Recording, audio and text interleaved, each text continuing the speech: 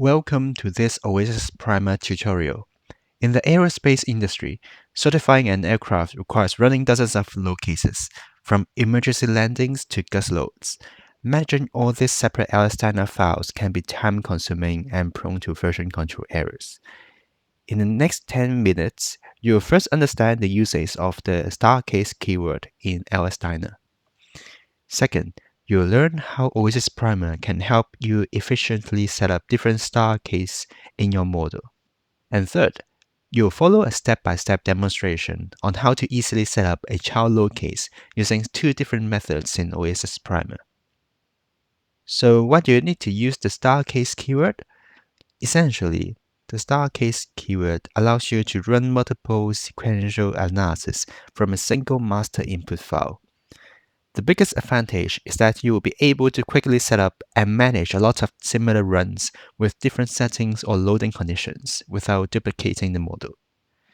For example, in Aerospace, you can evaluate different flight envelope conditions on one master airframe, and in automotive, you can run different crash tests at different directions.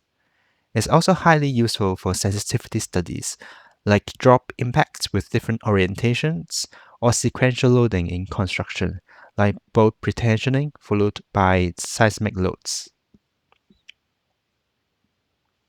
Before we jump into the setup, it is important to understand how LS-DYNA actually structures this analysis.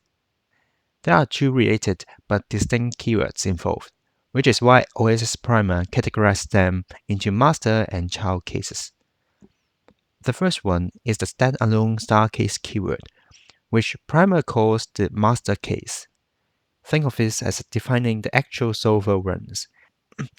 It tells LS-DYNA exactly how many distinct studies to execute sequentially from this single keyword file. For example, master case 1 may be a crash test, and master case 2 might be a model analysis. The second one is the star case begin and star case end tags, which Primer calls child cases. They're like containers, and keyword such as an initial velocity or a specific boundary condition that sits between these keywords is isolated, meaning it will only be applied to that specific child case. These child case containers are very flexible. They can be nested, overlapped, or disjoint depending on how loads are shared across your scenarios. However, this flexibility introduces a significant challenge. As you can see in the flowchart on the left, mapping out these case relationships manually can be very complex. You start with a main model. From there, you can define parent cases and multiple nested child cases. Each of these child cases then points to specific load case keyword, like boundary conditions, body load, or termination times. This is even more complicated when you define more parent cases that refer to those child cases. If you see the keyword editor in the top right, it is really a coding nightmare. You have to manually track multiple star case begin and star case end commands, and a single typo in this hierarchy or an ID clash between child cases will cause the solver to fail, causing you hours of debugging. But on the bottom right is the solution. Oasys Primer abstracts all of this syntax. It provides a visual case manager and handles the parent and child nesting and ID management completely, making sure your models are error-free. To show you how this works, we'll be using the VTOL aircraft model you see on the left. In a real certification campaign, you'll use Primer's case 2 to set up all three of the load cases shown on the right from a single baseline model. The first one is an emergency landing with a downward trajectory. The second one is a forward crash against a rigid wall. And the last one is a 16G vertical acceleration load. For today's software demonstration, we're going to focus specifically on scenario 1. Let's go to Primer and I'll show you two different methods for easily set up this emergency landing child case. Here we are in Oasys Primer with our VTOL aircraft model. Everything you currently see represents our parent or baseline model. These apply globally. Today, we're going to focus on setting up the emergency vertical landing scenario. I'll navigate to the case menu to open the case manager. As you can see here, I've already set up 3 parent cases with their corresponding child cases, matching the 3 certification scenarios we have just discussed. However, we have a quick problem to fix. Right now, there is an initial downward velocity defined globally in the main model. If we leave it there, it will be applied to all of our load cases, which is definitely not what we want. We need to isolate this velocity so that it only applies to our first scenario, the emergency landing. And Primer gives you 2 flexible ways to assign keywords exactly where they belong. The first method is driven directly from the case panel. With my emergency landing parent case selected, I'll click Edit. From there, I can create a new child case specifically to house our velocity card. Once the child case panel is open, I simply search for and add our existing initial velocity keyword. Behind the scenes, Primer automatically writes out the correct star case begin and star case logic to encapsulate this velocity, so that you don't need to worry about any manual coding. And now, let's look at the second method. This is a bottom-up approach, which will feel very natural to traditional Primer users. Instead of working inside the case panel, I'll simply open the initial velocity card directly from the main keyword panel, just as I normally would. Take a look at the Case Assign button right here in the panel. Currently, it is assigned to the main model, but with a single click, I can open this drop-down and reassign it directly to my emergency landing child case. And here is a fantastic feature.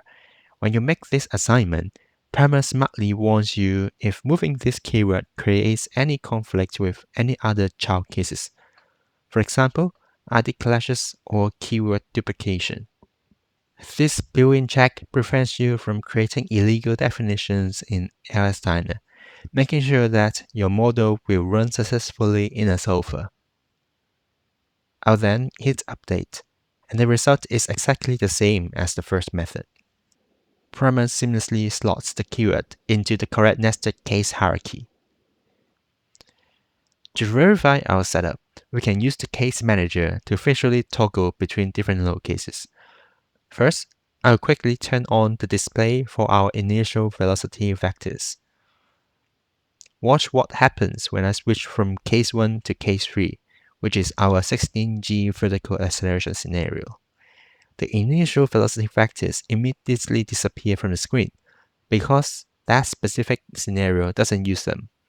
The baseline aircraft is stationary at the beginning. But the moment I activate case 1 again, the downward velocity vectors instantly reappear. Primer visually isolates this active case, allowing you to verify your specific loads and boundary conditions instantly without any screen clutter. And it is as simple as that. Whether you prefer the top-down or bottom-up approach, Primer removes the headache from multiple load case management. And when you are ready to run your job using Oasys shell, simply go to the Input and Output tab and check the case box. This automatically adds the word case to your LS-DYNA submission command line. From there, you can just submit the analysis as usual. And finally, when it is the time to review your results, simply drag and drop the PDF or diff report files from each completed case directly into your Oasys diff report section.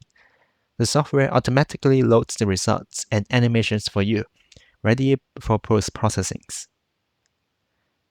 To summarize what we have covered today, first, using the star case keyword allows you to manage multiple load cases from one single master model. This means that if your baseline geometry changes, all of your load cases update automatically, which saves you time in updating other load cases. Second, Oasys Primer eliminates the headache of manual LS-DYNA syntax. It handles all the complex parent and child nesting, inherence, and ID management completely under the hood. And finally, Primer's built-in checks and smart warnings actively prevent illegal definitions and ID clashes. This makes sure that your complex multi-locase models are robust, error-free, and completely ready for the LS-DYNA solver. Thank you for watching this video. For more information, please visit our website or subscribe to our channel.